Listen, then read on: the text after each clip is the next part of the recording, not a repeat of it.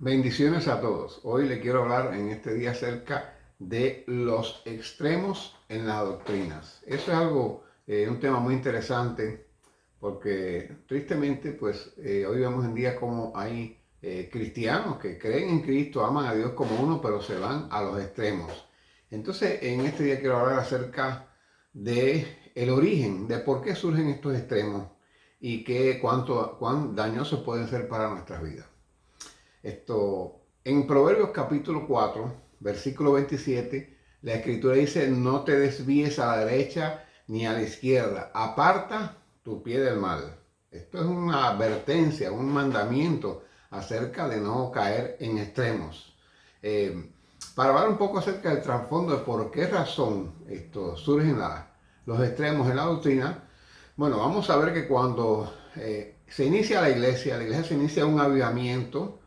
Habían problemas doctrinales porque vemos cómo Pablo reprende, Pedro también reprende a ciertos maestros que estaban surgiendo en aquel tiempo, pero habían patriarcas que habían andado junto con Cristo, apóstoles, evangelistas, profetas, maestros, que conocían bien la palabra, estaban ungidos por el Espíritu Santo y predicaban el verdadero evangelio. Así se mantuvo la iglesia por algunos siglos. Pero una vez que mueren los apóstoles, los primeros apóstoles, mueren los evangelistas, toda aquella gente, Saulo, Bernabé, Marcos, Lucas, toda esa gama de hombres de Dios que vivieron en los primeros siglos, que anduvieron con el Señor, que conocieron la palabra directamente de la boca del Señor, que se convirtieron bajo un avivamiento del primer avivamiento pentecostal de la historia. Toda esa gente muere, pues entonces el evangelio empieza en un declive. Empiezan a surgir nuevos líderes, ya vienen con otras ideas. Y no le voy a hacer la historia completa, porque usted sabe que a través de los siglos vino la Edad Media, una época de oscurantismo, de brujería, de todas esas cosas en Europa. Creció mucho la brujería y hubieron muchas falsas doctrinas, como aquella, por ejemplo, después de perseguir a los cristianos y quemarlos vivos en la hoguera. Bien, todas estas cosas vinieron con el tiempo debido a una degradación dentro de la iglesia. Pero en Hechos capítulo 3, verso 21 y en el Antiguo Testamento, en muchos pasajes, Dios hablaba de la restauración que iba a venir al pueblo de Dios. Hechos 3:21 dice que Cristo sea recibido en el cielo hasta que llegue el momento de la restauración de todas las cosas, de las cuales hablaron los profetas.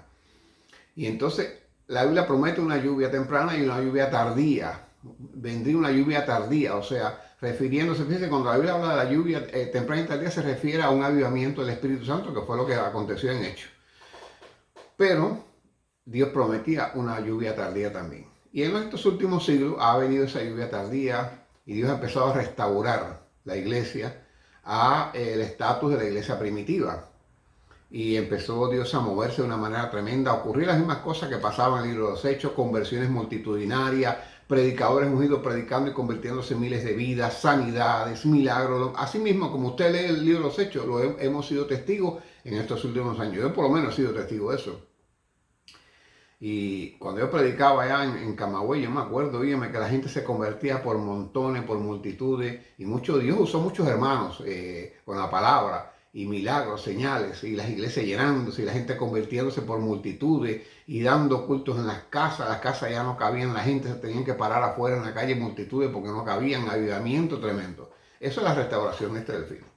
Ahora, todo eso es motivado por la obra del Espíritu Santo para este tiempo, porque Dios tiene que restaurar la iglesia, porque si Dios no restaura la iglesia no se la puede llevar. Dice la Biblia que viene a buscar una novia que esté limpia, que esté su ropa blanca, y no estamos hablando aquí de vestirse de blanco, ni mucho menos, sino me refiero a la limpieza espiritual que necesita la iglesia. Y así de esa forma, pues Dios ha ido preparando la iglesia para este tiempo del fin. Pero, ¿qué sucede? Sucede que siempre hay una respuesta de Satanás para contrarrestar lo que Dios hace. Entonces el diablo dijo, bueno, Dios ha restaurado la iglesia, las iglesias se están dirigiendo hacia una doctrina correcta, están predicando el evangelio, la iglesia está volviendo a aquel mover de la iglesia primitiva, pues tenemos que ver cómo nos sacamos de eso. Entonces es muy difícil, puede suceder y ha sucedido, pero es muy difícil Satanás llegar ahora. Claro, recuerden que Satanás no se va a presentar en persona, él usa a seres humanos. y llegar a un lugar y decir, bueno, mira, vamos a hacer una doctrina que se cambie todo lo que aquí se predica. Es muy difícil porque si usted está adoctrinado, el pastor está adoctrinado, y dice, no, espérate, eso no es lo que nosotros predicamos. Entonces, si es un buen pastor, está adoctrinado, su congregación también, no van a aceptar aquello. Entonces, ¿qué es más fácil para Satanás? No querer cambiar totalmente la doctrina de una iglesia, sino llegar y usar las doctrinas que ya se están predicando y llevarlas a un extremo más allá. Es más fácil y la gente lo va a aceptar con más, o sea, sutilmente, con sutileza, con sabiduría, porque recuerden que el diablo tiene sabiduría diabólica, pero tiene sabiduría. Y él levanta maestros, falsos maestros, que llegan con una sabiduría, que hablan y cambian por completo la doctrina de la iglesia, llevándola, esa misma doctrina, a un poco más allá. ¿Para qué? Para desviarla del verdadero propósito de Dios. Entonces allí es donde surgen los extremos en la doctrina. Entonces, cuando está hablando en Proverbios 4:27, no te desvíes a la mano derecha ni a la mano izquierda. Bueno, yo tengo un video aquí que yo hablo acerca de la derecha y de la izquierda. Y hay un punto político allí, un punto filosófico. Pero el asunto de la derecha y la izquierda se puede ver, o hay que verlo de dos maneras. En cuanto al criterio filosófico, que es lo que yo predico en ese otro video, por ejemplo, bueno, los de la izquierda son personas ateas, agnósticas, liberales, ahí van también las falsas religiones, las filosofías huecas, y la derecha son los hijos de Dios, y aquellas personas que todavía no son hijos de Dios, pero son simpatizantes y van camino a hacerlo, políticos inconversos, pero que son conservadores, defienden la iglesia, defienden al pueblo de Israel. Esos son los que se denominan en ese ámbito los de la derecha. Proverbios 3:16 dice, largura de días está en su mano derecha, en su izquierda riquezas y honra. Y usted va a ver cómo generalmente eso se ve así en la vida real. Los de la izquierda muchas veces llegan a alcanzar riquezas y honra. Usted ve, por ejemplo, Hollywood. Está lleno de gente rica, multimillonaria. Alcanzan riqueza y honra. Honra significa fama, son famosos. Entonces dice que los de la izquierda, muchos de ellos van a alcanzar riqueza y honra, pero los de la derecha, que dice largura de días. ¿Qué significa largura de días? Vida eterna. Cuando tú estás a la derecha, tú vas camino a la vida eterna. Si estás en la izquierda, bueno, podrás tener dinero, podrás tener fama, pero no tienes largura de días. Eso es en cuanto al criterio filosófico, que ese no, yo no voy a hablar de ese hoy, porque estamos hablando de los extremos en la doctrina. Entonces, existen estos dos criterios, el criterio filosófico y está el criterio posicional, que ese es el que tiene que ver con lo que vamos a hablar hoy. ¿Qué es lo que es posición? Bueno, por ejemplo, usted se tiró una foto cuando era jovencito, estaba estudiando o practicando, vamos a poner natación. Estaba practicando y se tira una foto con un grupo de compañeritos suyos que practicaban natación y competían. Le muestra la foto a un amigo y le dice, mira, este soy yo, mira qué jovencito he estado. Y dice, y ese que está a la derecha, ¿quién es? No, ese es Juanito, el amiguito mío que ese entonces era quien andaba conmigo. ¿Y quién está a la izquierda? No, esa es Luisa, la novia de Juanito.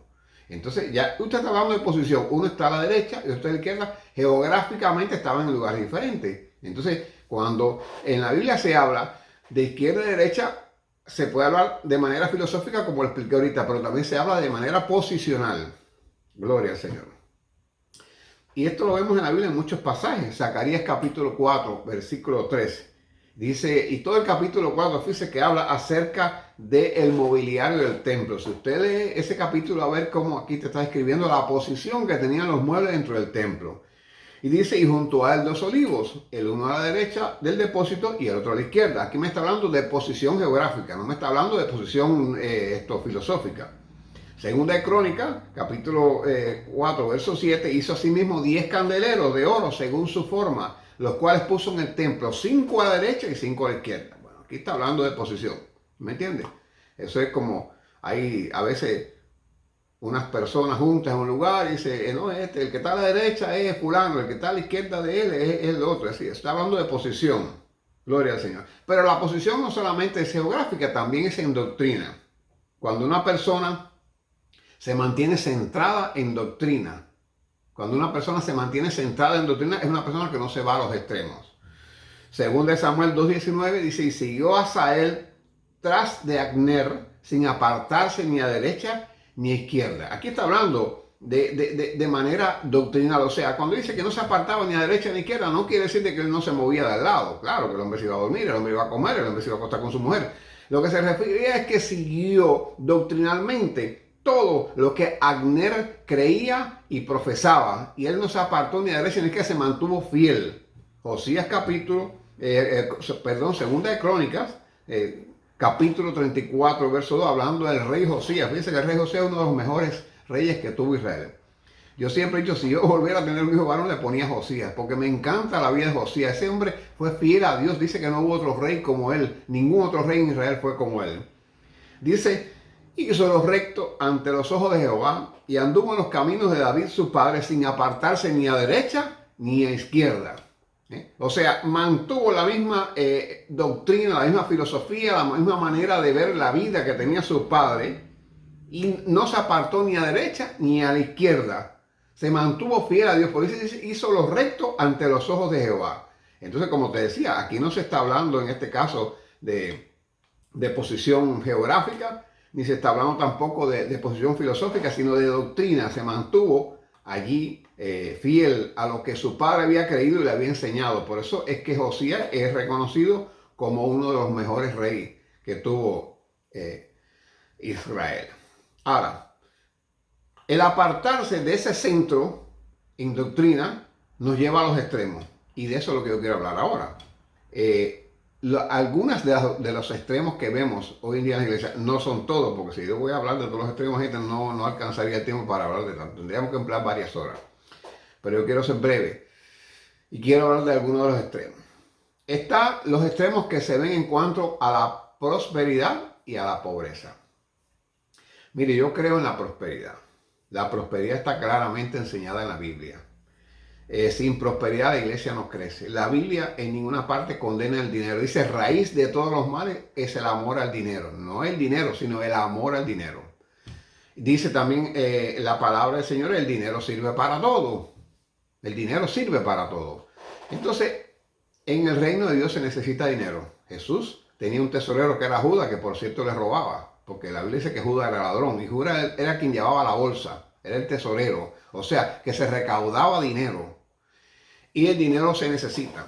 Hay iglesias que no quieren saber de dinero y, por ejemplo, dicen, no, yo no quiero una prosperidad, yo no quiero esto, no recolectan dinero incluso, pues lo ven como un pecado, como algo malo. Entonces, esas son iglesias que generalmente lo que tienen son 4 gatos, son unas iglesias pequeñitas. No tiene iglesia misionera en el mundo, porque para usted extender el evangelio por el mundo y seguir por todo el mundo y predicar el evangelio a toda criatura se necesita dinero. Usted no puede mandar a una gente si no hay dinero para abrir una misión, para sostener a ese pastor, a ese misionero hasta que ya él levante una congregación y a su vez esa congregación lo pueda sostener a él. Entonces hay que mandarlo, hay que enviarle dinero, hay que ayudarlo a construir un templo y todo eso se necesita para eso el dinero. Las iglesias que generalmente creen en la prosperidad son las iglesias que más alcance mundial tienen y que más personas ganan. ¿Por qué? Porque el dinero ayuda a crecer el reino de Dios. Entonces, hay otro extremo que son, por ejemplo, los votos de pobreza, las doctrinas de miseria, que todo eso veníamos heredando del catolicismo, de los católicos, aquello, usted lo ve siempre con la misma sotana, todo desteñía, zapatos rotos, yo no sé si tienen o no tienen nada, pero por lo menos presumen de no tenerlo. Y ellos hacen votos de pobreza. Yo he visto gente ese católico arrastrado por el piso con una cruz en la espalda. No, porque yo voy a ir de rodillas, llegan todas las rodillas sangrantes. Si Cristo ya murió por nosotros, Cristo se sacrificó, no tenemos que sacrificarnos nosotros. Entonces, hay extremos muchas veces que se ven. Y entonces, como respuesta a todo ese movimiento de pobreza y de miseria que la iglesia había estado sufriendo estos últimos años, pues viene el movimiento de prosperidad, que es un movimiento correcto. Pero, y aquí viene el pero, el diablo dice, bueno, no puedo quitarle en la mente a la gente lo que ya aprendió, porque está claro que la Biblia enseña acerca de la prosperidad. Hay muchos versículos que lo apoyan, mucho. Pues entonces vamos a llevarlo a un extremo, vamos a llevarlo al más allá, al extremo, fuera del centro. Y empiezan a surgir de repente doctrinas o prácticas, no vamos a decir doctrinas, prácticas tal vez, dentro de las iglesias que sí creen en la prosperidad, que la prosperidad es correcta, pero empiezan a irse más allá, a un extremo. Por ejemplo, yo he visto iglesias que piden excesivamente el dinero. Bueno, si usted no le enseña a la gente a diezmar, la gente no lo va a hacer. Y Dios te va a pedir cuenta por no haber enseñado la verdad. El pastor tiene que ser maestro y tiene que enseñar y tiene que hablar de dinero, aunque a muchos no les gusta que le hablen de dinero, pero es algo bíblico. Entonces le tienen que enseñar dinero. Yo me recuerdo que en Cuba, en las iglesias, siempre a la hora de pedir la ofrenda, pues se leía un versículo de la Biblia que hablaba acerca de dar o acerca de la ofrenda. Y eso es muy instructivo. Si en cada servicio usted lee un versículo, eso se le va quedando a la gente. La gente se lo va aprendiendo de memoria. Y la gente va aprendiendo por la palabra que hay que dar. Pero hay quien se va al extremo de hablar de dinero y dinero y dinero y dinero y en todos los cultos. Y entonces si está predicando sobre un tema específico, al final, ¡pum!, recae en el dinero. Entonces hay que dar un descanso al dinero. Usted no puede estar hablando siempre de dinero porque entonces, primero está en un extremo y en segunda la gente se va a poner a la defensiva y dice, pero este está aquí por el dinero, nada más que habla de dinero. También vemos, por ejemplo, el lujo excesivo. Mire, si usted predica prosperidad, tiene que vivir en prosperidad. Yo no me siento mal porque ver un hermano o un pastor que viva bien, que tenga ciertas comodidades, pero usted tiene que tener un límite. ¿Usted me entiende? Usted no puede ser, como decirte, tan extravagante que todo el mundo diga, oye, en vez de hablar de que tú eres un hombre pío, un hombre piadoso, un hombre bueno, un hombre honesto, honrado, estén criticando todo el tiempo porque vean un lujo excesivo en tu vida. La Biblia dice, por su fruto los conoceréis, que la gente no conozcan por nuestros frutos. Y los frutos, la Biblia habla en claro que lo es bondad, amor, fe, benignidad, el perdón, la bonanza, toda una serie de cosas que la Biblia enseña como fruto del Espíritu Santo. En eso es en lo que nosotros tenemos que destacarnos.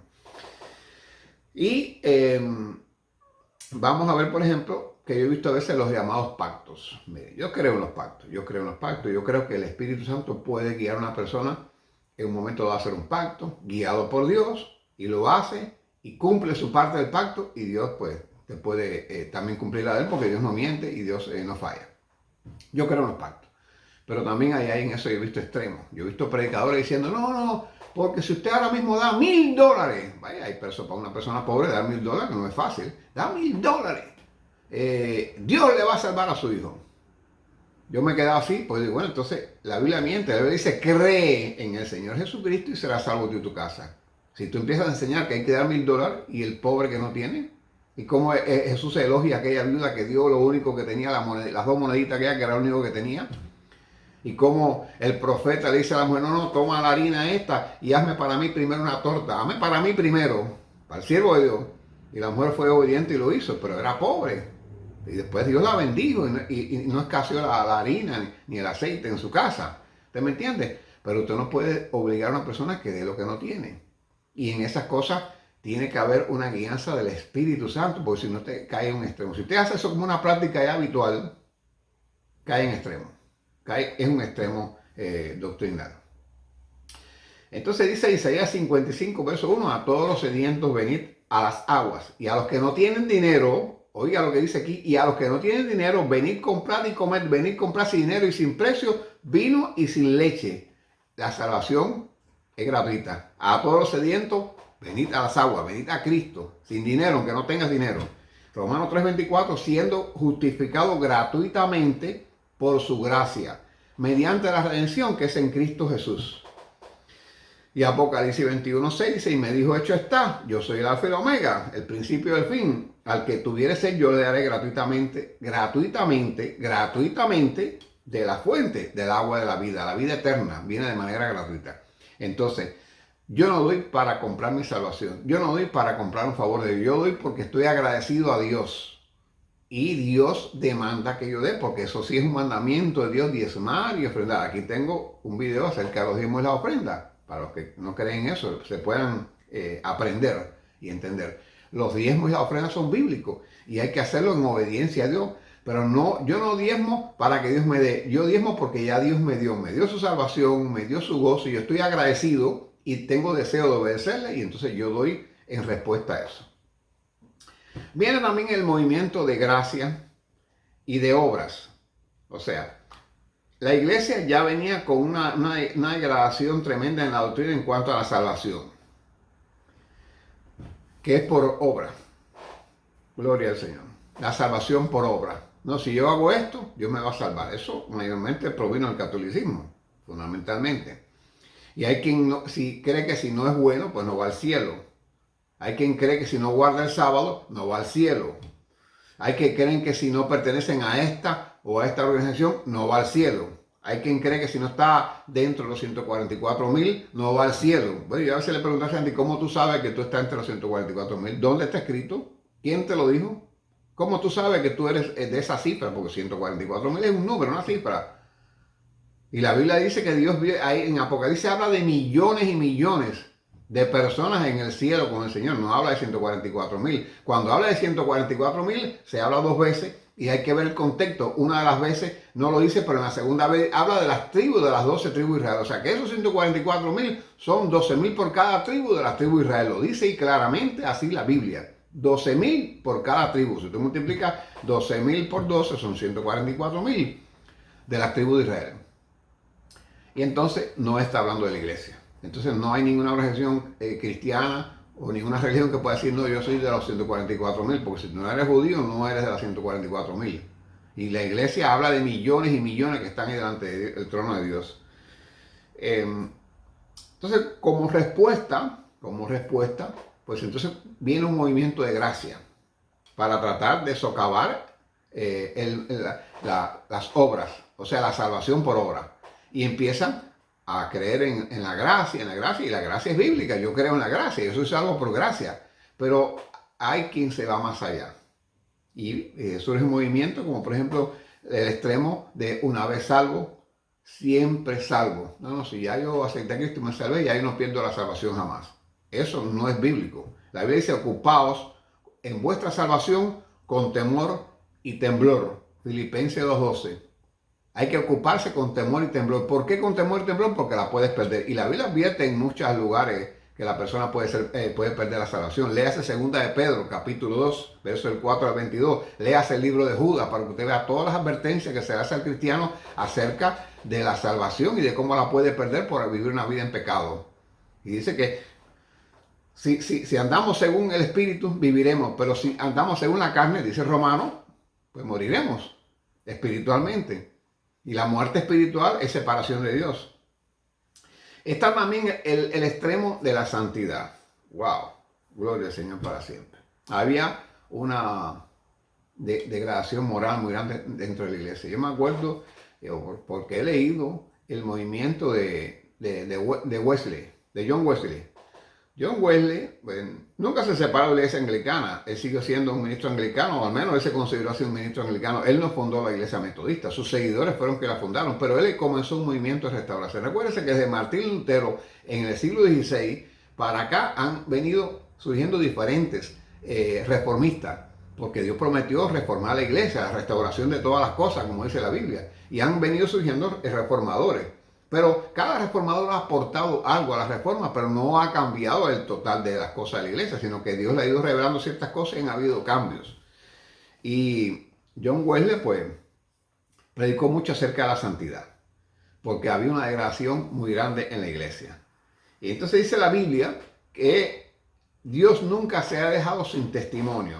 Fíjese, Dios nunca, Hechos capítulo 4, verso 17, Dios nunca se ha dejado sin testimonio.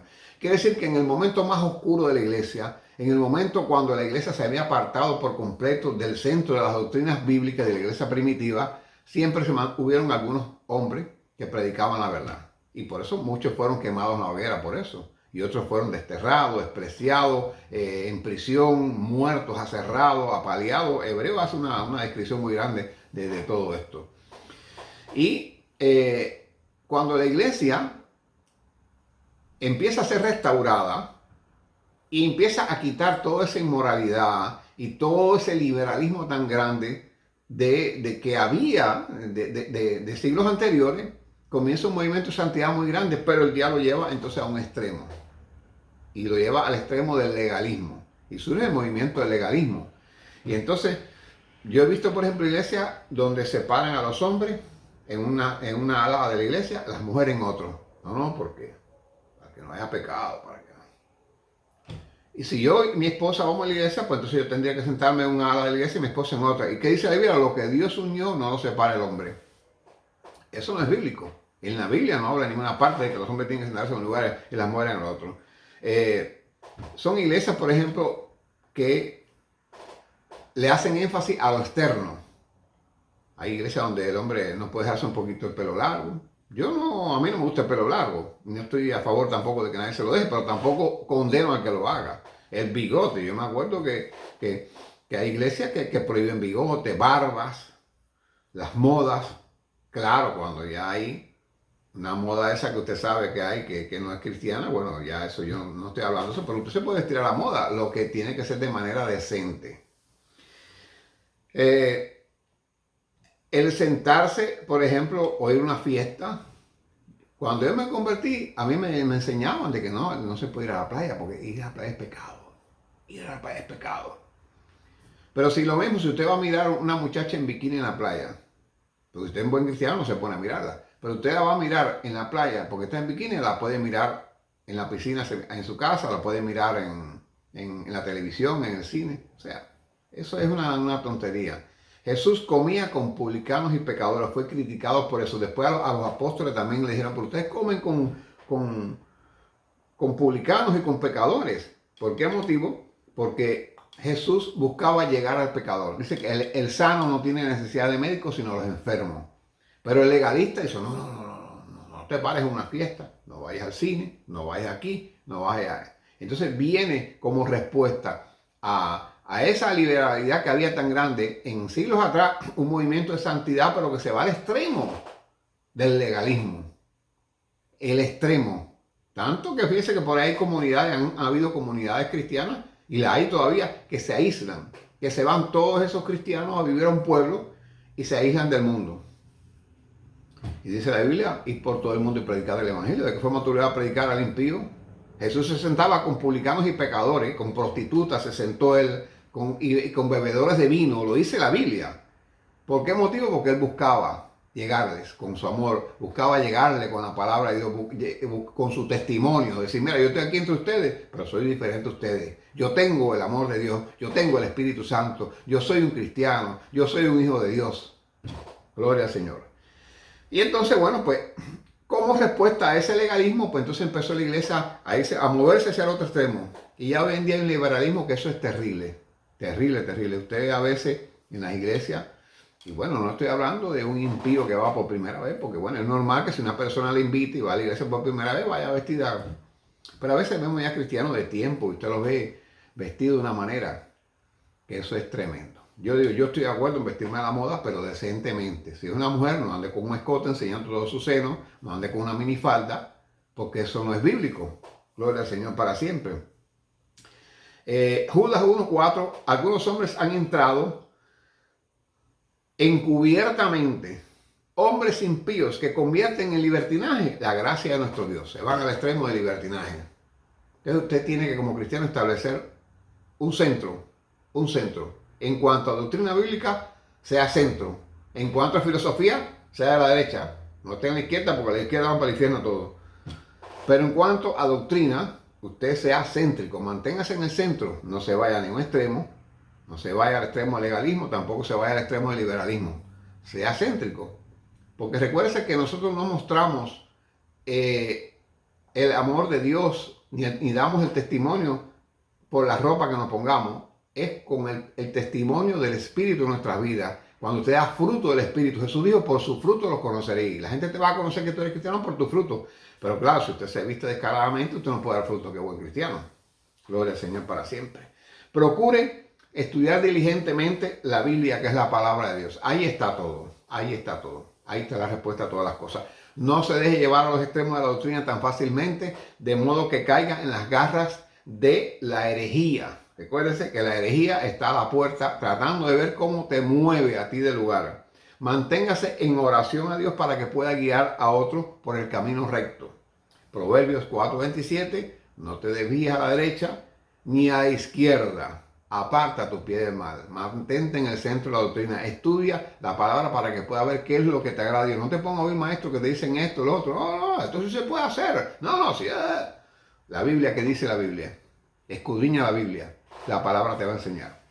Espero que esto te haya servido a ti para aprender más y saber más y comportarte como a Dios le agrada. Si te gustó el video, dale like para que YouTube promueva el video. Si no te has suscrito, suscríbete a este canal y recomiéndalo a otros. Compártelo para que corra la palabra y el nombre de Dios sea glorificado. Usted entra aquí a YouTube y usted ve cantidad de videos que tienen no sé cuántos millones de views. Son una basura. Están hablando de cosas banales, incluso muchas veces de cosas pecaminosas. Pero a la gente le cuesta trabajo compartir la palabra de Dios, porque la palabra de Dios es vida y es verdad. Y el diablo se opone y dice, déjalo para después yo lo comparto. Hazlo ahora en el nombre de Jesús. Que Dios te bendiga. Bendiciones para ti.